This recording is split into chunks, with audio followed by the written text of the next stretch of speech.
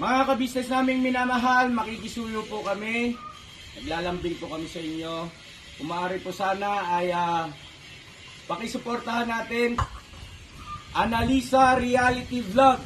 Analisa Reality Vlog.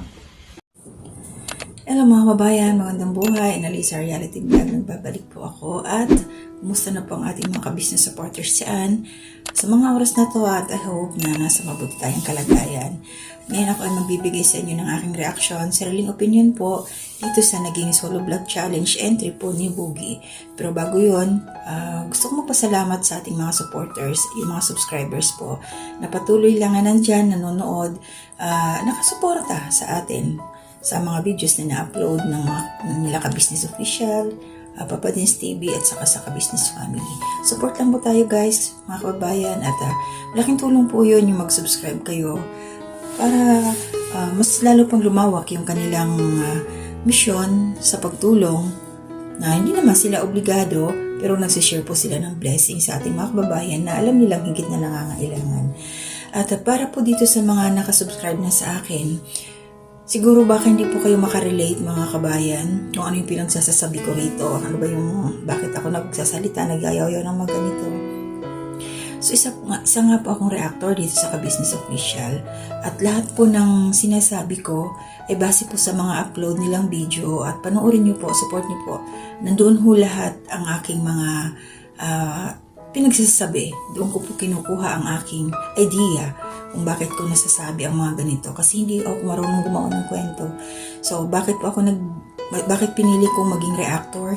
Dahil gusto kong i-spread po yung positivity, yung mga positive vibes lang po na alam kong para lumawak pa yung mga mission nila, kung ano yung ginagawa nila, mapanood nyo rin po. Kaya isa ako sa nagre-react dito. Positive vibes lang po tayo. At ito nga, so tapos na ho yung mga entry. Ito na yung last si Kuya Boogie. So yung mga contenders, so yung tapos na sila Power Ranger, then si Intoy, si Bay Papaya, si Bong, si Nika, si Ate Mingay, si Junjun, si Kuya Buknoy, si Burnok, and then ito na nga ngayon si at kasama pala dito si Jonathan, at ang panghuli ito si si Boogie. Talagang tastas ako sa iyo, Kuya Boogie. Hello, shout out po. Alam mo kung bakit? Kasi nalito ako naligaw talaga ako sa totoo lang. Pinanood ko pa ng maraming beses para lang maintindihan ko at saka para makarelate ako sa iyo at makasabay ako. Kasi nalito ako sa totoo lang, promise yun ang totoo.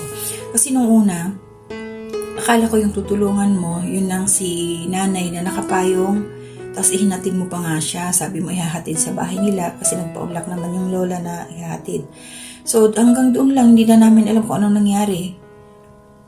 Nagkulang ka lang ng update sa amin, yung parang narration, paliwanag kung bakit hindi siya natuloy, saan mo siya naihatid, anong nangyari kay nanay, bakit, basta yung mga ganon. Kasi nawala na tapos biglang other night pala, yun nga, nakita ka na naman, nagpunta ka na sumabay ka na papuntang sa fishport. Ano ba yung pangalan ng fishport na yun? Nakalimutan ko tuloy, pati ako nag-loading na sa Malabon. So sumabay ka sa bayaw mo sa Malabon. At doon, para ka rin nag-adventure, tanong-tanong sa mga presyo ng isda. At nasumpungan mo si tatay, siya si Tatay Gonzalo Diego. Diego po yung apelyido niya. So si Tatay Gonzalo is isang kargador na nasa 60 years old. So mahirap yung buhay. Yung time na yun, na una mo siyang nakita nung gabing yun is hindi kayo masyadong nakapag-focus kasi nga nagtatrabaho na. So hindi ka na-attend, hindi ka na, sabi mo nga ipupuntahan ninyo yung amo.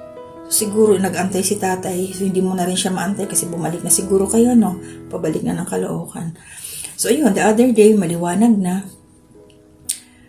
pinuntahan mo na yung bahay nila. So, hindi namin alam kung paano ka nakarating doon, or maybe nung gabi, sinamahan ka na ni tatay, sinama ka ni tatay doon para ituro sa'yo. Hindi namin alam kasi hindi mo naman naipaliwanag sa amin.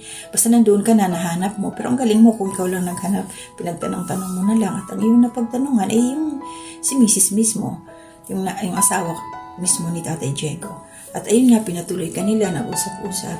So mayroon lang time na yung sinasabing dead air na naglo-loading, tapos yung bakanting oras ba na supposed to be ikaw ang mag-interview, nakakalimutan mo kung ano yung tatanong. Although nalaman natin na matagal na silang mag-asawa, yung mga anak nila, ang trabaho, kargador din. So hindi mo na itanong doon kung taga roon nga talaga sila sa lugar na yun. Gaano na sila katagal nakatira doon. Yung bahay nila ang taas, no? Pero delikado yun. Lalo pag delikado ang lugar na yun, malabon talagang binabaha doon. Siksikan sila. Pero mo yung itsura ni tatay na nagsisikap sa edad na 60 years old. Nagbubuhat pa siya ng mga banyi-banyerang isda. Kakarga niya, tulak kariton. So, mahirap ang buhay nila kasi nga may amo, nangangamuhan. Pag yung amo hindi mamamakyaw ng isda, di wala rin silang kikitain. Kasi ayon nga kay tatay, may kanya-kanya silang bossing doon. Hindi ka pwedeng, pag may ibang mangontrata doon ng isda, bibili, ikaw ang susulot kasi mapapaaway nga naman talaga. Meron silang mga amo doon. So, kung yung amo mo hindi namili, wala silang kikitain. Walang income. Pero sa ganong edad, 60 years old, ang hina ni tatay, yung katawan niya, parang may sakit siya. Pero kinakaya niya, kaysa naman buwan ng hindi maganda, di ba? At least, nagsisikap din sa buhay at kaagapay niya, katulong niya yung kanyang mga anak na 2 lalaki, tapos may isang babae, 4 yata anak niya. Kalimutan ko. Basta ganun, mga kargador din yung mga anak nila. Bakit hindi ba sila nakapag-aral yung mga anak? Hindi natin alam kasi hindi naman naitanong ni Bugi. Diba? So, yun lang, Kuya Bugi, sa susunod, meron ka ng idea paano mag-vlog. Lagi mo kaming natatastas kasi nga, sabi mo nga, nakakalimutan mo. At ikaw talaga, pinasaya mo pa yung mag-asawa. Saan mo naman nabalitaan yung ganun na marunong silang, mahilig silang sumayaw. So, at least, tinanggap mo yung challenge, na-experience mo yon. Siguro pag mapapanood mo yung ginawa mo, doon mo marirealize na sana tinanong ko yun, sana ganito. Pero okay lang yun kasi first time nga. Maganda yung ganong experience. So, pasalamat kayo kay ka-business kasi nga, binigyan niya kayo ng chance na sumabak sa ganon para mayroon kayong idea at para matuto din kayo, hindi siya makaserli. So, good job po sa inyong lahat.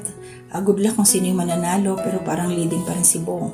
Pero syempre, depende rin yun sa magiging hurado natin kung sino talaga the best para sa kanila. Although lahat naman ay magagaling, pero syempre may mga criteria silang susundin patungkol doon. So good luck na lang at maraming salamat ka business sa opportunity na ibinigay mo sa iyo mga kasamahan sa Kaguwang at saka sa 3Ms. So hindi po kayo makasarili dahil i-share mo sa kanila yung iyong kaalaman dahil gusto mo rin na sila ay umangat, yung hindi ikaw lang. So dahil doon, salute po ako sa iyo ka-business, sa inyo ni Mrs. sa patuloy ninyong pagsuporta sa inyong mga kasamahan na hindi niyo po sila pinababayaan. So sa aking mga kasamahang reactors, mga kabayan, mga ka-business, laban lang kayo sa buhay kung ano man ang ating pinagdadaanan. Pag-pray lang po natin sa taas. Mahirap ang buhay pero kakayanin po natin. So laban lang. So to God be the glory. So salamat po sa ating mga supporters. Tuloy lang po ang buhay. Maraming salamat. Bye-bye po. Laban.